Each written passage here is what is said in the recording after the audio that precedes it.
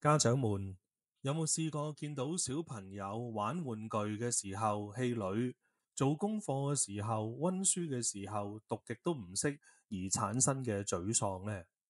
喺呢個時候，好多家長都會好自然咁講一句加油啊！但係原來呢句說話唔係個個小朋友都聽得入耳嘅。點解會咁講呢？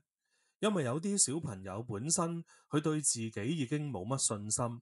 甚至乎有啲會有負面想法，聽到媽咪講加油，反而會覺得自己做得仲未夠好，做得唔叻，甚至乎會覺得爸爸媽媽係俾緊說話佢哋聽。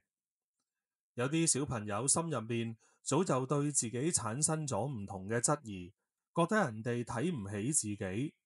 喺呢一種心態底下，就算你嘅原意本身講嘅係一啲勉勵嘅說話，但係對佢哋嚟講就會解讀成批評，甚至乎會覺得係諷刺。我見過唔少青少年表面上睇落去吊兒郎當，佢哋嘅父母會形容呢啲仔女無欲無求，對乜都冇興趣，冇辦法推動到佢哋。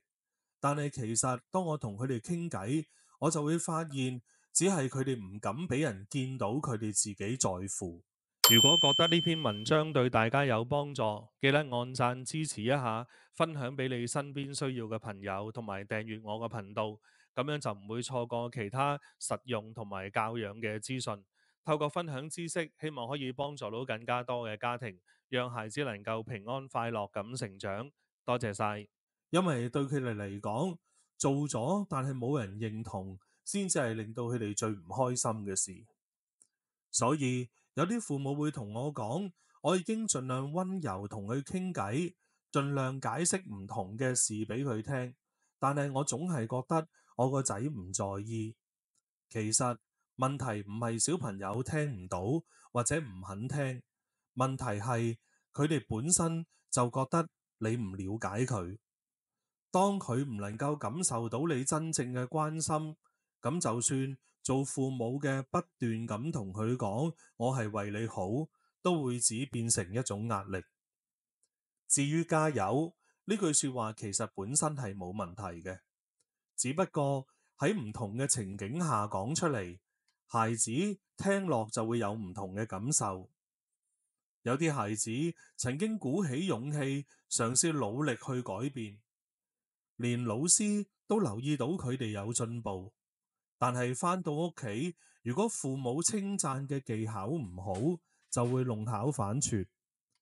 例如，孩子興高采烈咁同家長分享自己進步咗嘅成績，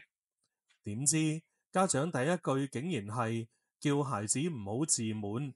只係僅僅合格，要繼續加油。嗱，原本啱啱升起嘅動力，聽完就冇晒啦。其實嗰一刻最重要嘅唔係再推我哋嘅子女行前多幾步，而係先認同咗佢已經踏出咗第一步。如果我哋可以講成係我見到你有努力，我見到你有付出，我見到你真係願意去改變，呢啲說話先可以穩住小朋友個心，令佢慢慢再進步。當一個小朋友覺得自己嘅努力冇俾人睇見，就好難再提起精神堅持落去。慢慢有啲小朋友就會開始懶得再試，唔肯再主動溫書，就算深知道考試重要，都寧願選擇躺平，提唔起動力去改變現狀。努力過都冇人理，咁以後仲點會有心機做啊？所以我哋唔可以單靠一句加油去期望孩子會醒覺、會進步。動力唔係靠說話就會出現，